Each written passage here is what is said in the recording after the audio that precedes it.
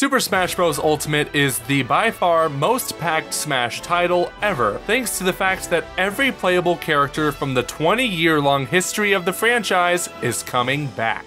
If that wasn't enough, a few newcomers have also found their way into this Ultimate installment.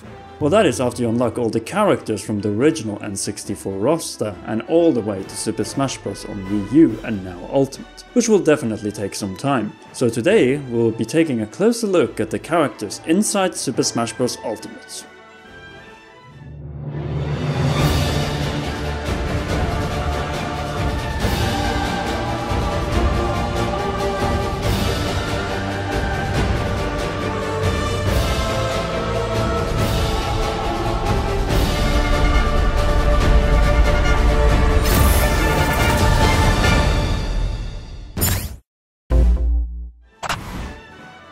Hello everyone, and welcome to another episode of Inside Super Smash Bros. Ultimate. Today we will look closer and more into detail on some of the returning characters. After all, everyone and even more is here, so going deeply and comprehensively over each one of these requires that we do this as part of a mini-series, where we finally go over the new characters after the possible September Nintendo Direct.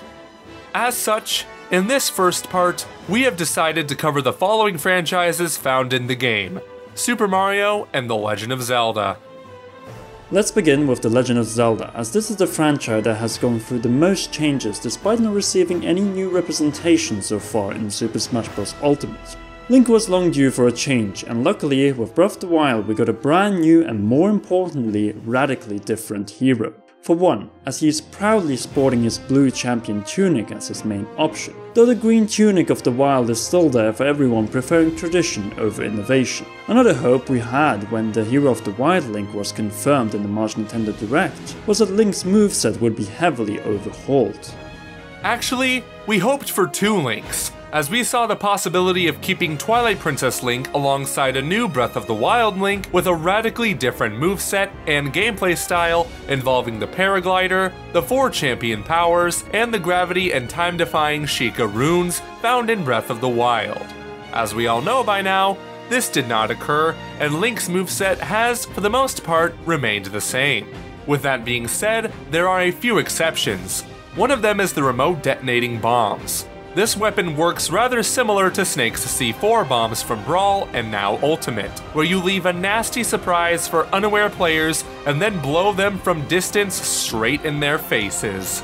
Then we have the Boomerang, which behaves very differently from the Gale Boomerang found in Brawl and Smash 4, and the removal of the hookshot, which was missing in Breath of the Wild. Last but not least, Link's final smash now involves the Ancient Arrow, though the effect of it is rather similar to Link's final smash in previous entries. Outside of these minor changes, Link plays pretty much like in Brawl and Wii U. His main weapon is still the Master Sword. The only difference is that Link's recovery is better than it was in Super Smash Bros. 4, mostly because of the air dodge mechanic returning from Super Smash Bros. Melee. Next on the contender list from Hyrule, we have Princess Zelda. But wait a minute, where is Breath of the Wild Zelda? In The Legend of Zelda Breath of the Wild, Zelda is more into research than fighting, so her design is from The Legend of Zelda, A Link Between Worlds. How does this make any sense, when Zelda has been fighting Calamity Ganon for the last 100 years alone? Yes, we hoped that Breath of the Wild Zelda would have been in Super Smash Bros. Ultimate to kick some ass after gaining experience against Calamity Ganon. Even so, the replacement is just so damn gorgeous. Like for real, this is the by far best Zelda we have had in Super Smash Bros. Another thing that we have to bring up is that Sakurai, for the 20th anniversary of Smash, alongside bringing every playable character from Smash's history, also set his goal on telling the history of each franchise. This approach is by far the most visible with the Zelda characters, where nearly all eras of the franchise are represented. As naturally, you have Breath of the Wild Link representing the modern, post-existing timeline era, Zelda has her origin from the original Downfall timeline era, Sheik Toon Link represented the adult, and of course Young Link from Super Smash Bros. Melee represents the child timeline. Sorry Skyward Sword Link, but you will have to settle for Mario Kart 8 Deluxe. Speaking of Sheik, her appearance has remained unchanged, but her moveset has not, as Sheik's tilt combos have been removed, her Needle Storm charges slower, and some of her other attacks have slightly higher knockbacks and startup lag. In return, Sheik has now stronger forward smash and aerial attacks. The same goes for some of her special moves. Finally, to cause the infamous timeline split, we have the representation from Ocarina of Time, the arch-villain Ganondorf. Yes, he brings everything full circle for the history of the Zelda franchise in Ultimate, but he is also a heavily improved character when it comes to the moveset. Based on personal hands-on experience, we can say that he is no longer a Captain Falcon clone. He both moves and deals hits radically different and is more true to his Ocarina of Time concept art as ever before.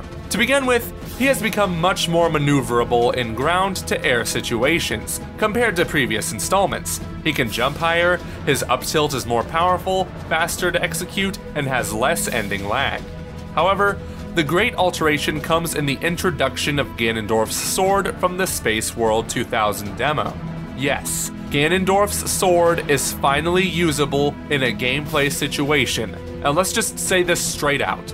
This deals devastating blows and has a longer reach than any of his former forward and up smash moves. Naturally, this means that he is more vulnerable in his startup and ending when using the sword. Then you have his final smash, Beast Ganon, from the incredible battle in Ocarina of Time. Yep, that's definitely an improvement. The Super Mario series may not be subject to as heavy changes as the Zelda franchise, which truly became a showcase of the series' history. Even so, we have received an echo character of Princess Peach in the form of Princess Daisy, and some of the moves have been altered or tweaked. Mario, for instance, now rocks his wedding tux from Super Mario Odyssey. The same goes with Cappy, who is visible during Super Jump Punch attacks and in one of Mario's taunts. Furthermore, Mario's Wario-like skin has been replaced with the Builder Mario outfit from Super Mario Maker. As for moves, Mario can now jump higher, have a longer dash attack, has reduced landing lag, and somewhat improved aerial attacks. Yoshi has had slight improvements to his aerial attacks and to his egg throw, but has otherwise remained pretty much unchanged. Peach and with that, Princess Daisy retain their movesets, but have to be both unlocked as none of them were part of the original Nintendo 64 roster.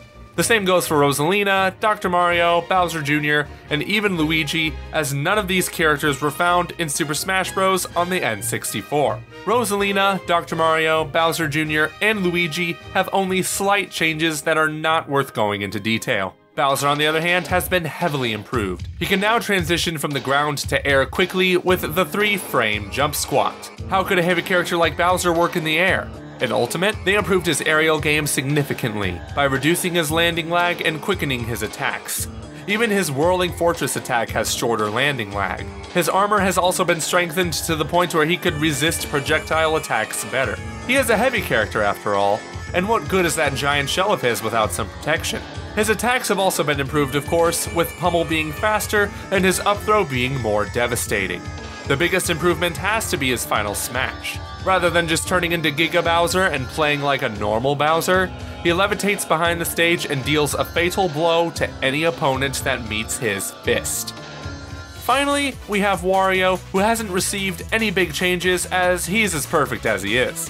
His brother Waluigi, though, is rightfully after those disgusting tweets to Masahiro Sakurai been kept as an assist trophy. Good trolling there, Sakurai. Good trolling. In general, Super Smash Bros. Ultimate seems to be giving heavy characters more advantages that do come with some compromises. Rather than making them slow and dumb like Ganondorf was in previous entries, it's refreshing to see these characters gain more strengths than weaknesses in the Ultimate Super Smash Bros. Game. But alas, that is all for this episode of Inside Super Smash Bros. Ultimate. Thank you all so much for watching, and let us know what characters you want us to cover in the next episode. But in the meantime, if you are new to this channel, be sure to hit subscribe and hit that notification bell for more Nintendo related and Super Smash Bros. Ultimate coverage here on the Commonwealth Realm. We'd also like to thank our glorious patrons, including Royal Producer Kenyatta Ali, for all their generous contributions to the realm. If you'd like to know more about how you could receive some awesome exclusive content and swag, visit patreon.com/commonrealm. And we'd also like to thank Dr. Wiley for letting us use his studio in the Netherlands. In the meantime, girls and guys, we'd like to thank you for watching, and we will see you in the next episode.